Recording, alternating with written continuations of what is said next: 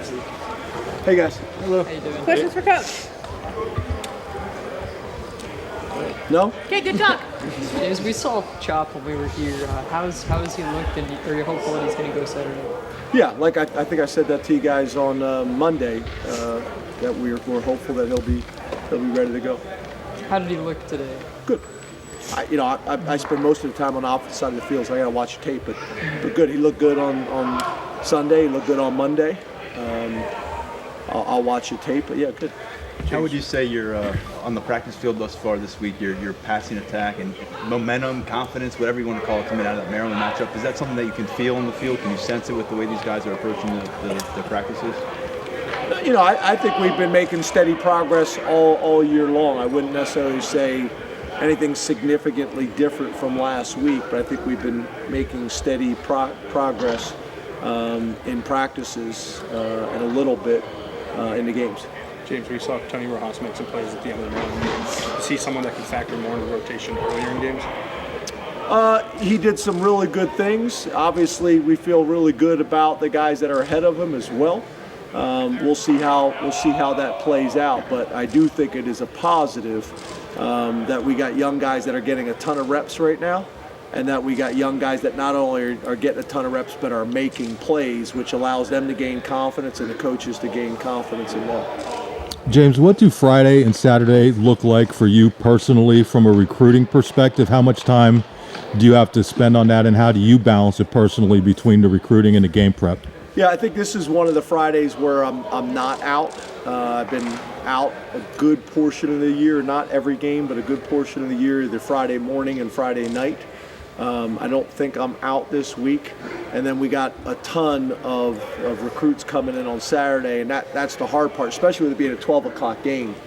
That makes it challenging. But I also think we try to communicate as much as we can with the recruits that, look, you just got to understand we don't have a whole lot of opportunity to sit down with guys individually. So I think most of them understand that. And then some of them that are able to get in here early, then we may do something with them if they're here Friday, or if they're staying the night. Saturday allows us to do some things on Sunday, but it's challenging. But obviously the game environment and the game should create a great experience for them. James, K-Tron, his last 2 weeks, how would you assess how he's played, and in what you call a big boy game, his running style, his power, how much does that play into? Yeah, really well. I mean, he's been playing really well now. I think he really built on what he did last year. He is a tough guy. Every run, he's usually breaking tackles, punishing tacklers, carrying guys for another 2 or 3 yards. Is really playing well. And we talk about toughness, being one of our key ingredients as a team and on offense. And I think he's one of the guys that I think does a phenomenal job of kind of setting that tone for our whole team. It fires up the sideline and it fires up the offensive line. And he's having a really good year, and I think he's respected kind of throughout the league with the way he runs and his running style.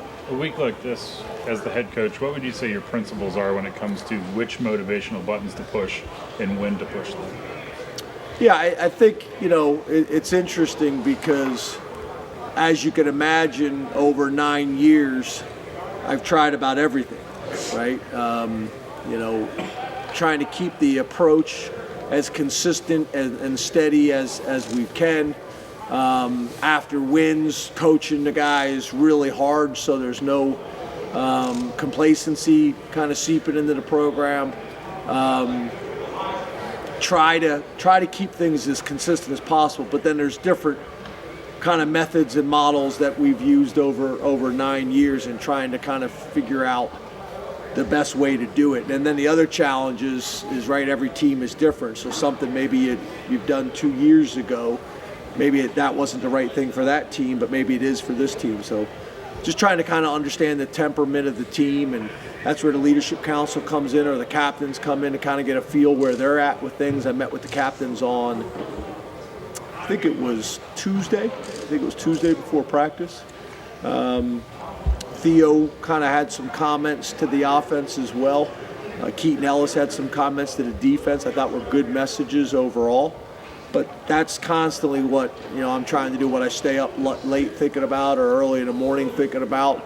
I have discussions. I went in with the defensive staff and kind of talked about some things from a strategy standpoint this morning with Manny and the defensive staff. Just trying to find any little advantage we can that's going to give us a chance to get a win on Saturday. So that's what the entire week is about. Coach, you're talking about your depth a little bit. How key is it in a top 10 showdown like this one against a team that's very well-rounded? Yeah, it's really important that at this point of the year that we have at least a 2 deep going in the game that's gained experience. So that allows you with a 3 deep to have maybe one guy that's bumped up or bruised. So I think the depth is really important. They got a lot of depth on their defense and their front 7 and play a ton of guys. We do as well. That's going to be important. This quarterback is a heck of an athlete, and being able to have fresh bodies in there to be able to kind of chase him and create some pressure is going to be really important. You mentioned how the practices keep going. Thank you. What's the value of zone pressure? Seems like something that a lot of teams are doing more lately than maybe in the past. Well, it really depends. If you're a zone team, then you probably live in that a lot. If you're a man team, then that's a good change-up, right? And I think what you're trying to decide each week is when you watch people on tape, what is that quarterback most comfortable with? Is he most comfortable with man coverage and man beaters? Does he read zone coverage well and have a feel for space and depth? That's what you're trying to decide, and you're really trying to say, okay, what's going to be our complement this week? Are we going to mix in some zone pressures? Are we going to, go heavy man pressure? And that's what you're trying to do to try to confuse the quarterback and try to confuse the coordinator to show one thing and bring another type of deal.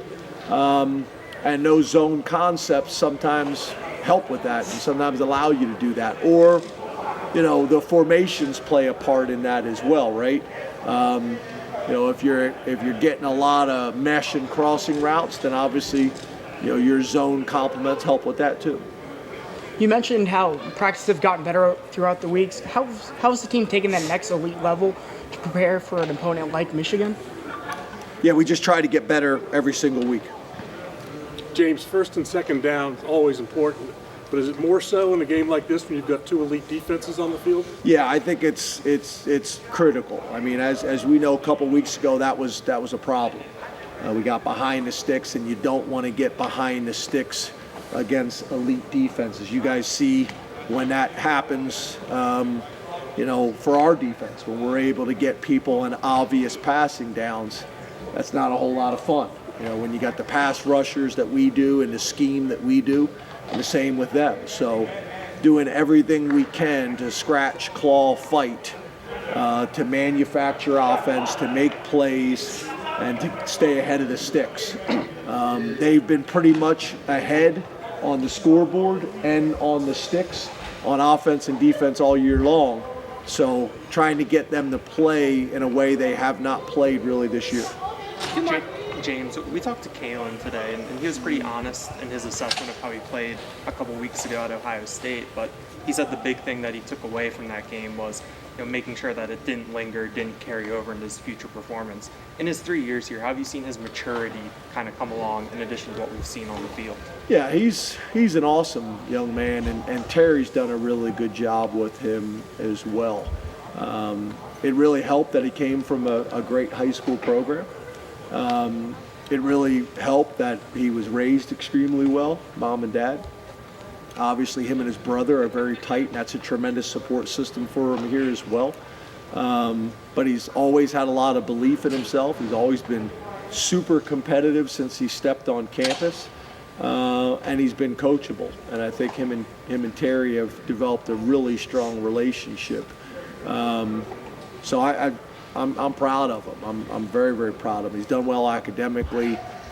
He's really done a good job in his 3 years of kind of maximizing this experience and kind of taking it all in. And his maturity on and off the field is another example of that. You mentioned, I think, recently the dominance in the third quarter for you guys. I think the number's like 87-0 or something. Yeah, NERS is the same way. Yeah, right. What goes into that dominance, and what kind of impact is it going to have? Well, I think obviously, you got two really good defenses that also set their offenses up for success. And I think both defenses are playing really good in the first and second half, but they're also experienced coordinators that also now, after having a good idea of what they've done in the first two quarters, have got a pretty good idea of what they're doing and how they're trying to attack you. So then you can make some subtle adjustments with the players. You can talk with the coaching staff about how we're going to approach the second half, eliminate some of the calls that maybe gave you some issues in the first half, lean heavily into the calls that were successful. But I think it's kind of like a player, right? You get into a rhythm. You get into a rhythm of how to call the play and what we're doing well and what's giving them problems. Thank you, Coach. Thanks, guys. Thanks.